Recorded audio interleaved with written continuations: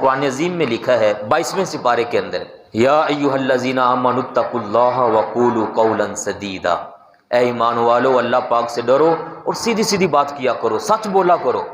इस सच की ये बरकत होगी। युस्लिह लकुम अमालकुम, तुम्हारे बिगड़े काम सारे के सारे अल्लाह पाक फरमाता है मैं संवार दूंगा।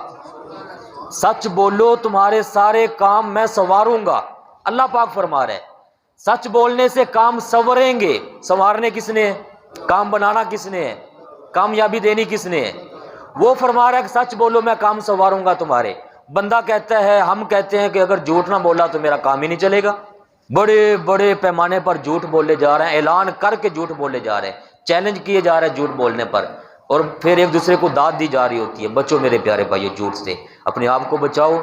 सच बोलकर जो फ़ायदा हासिल कर सकते हैं वो फ़ायदा हासिल करें, नफ़ा कमाएं, जायज़ होगा, अल्लाह पाक उसमें बरकत रखेगा, काम जायज़ भी हो जाएगा।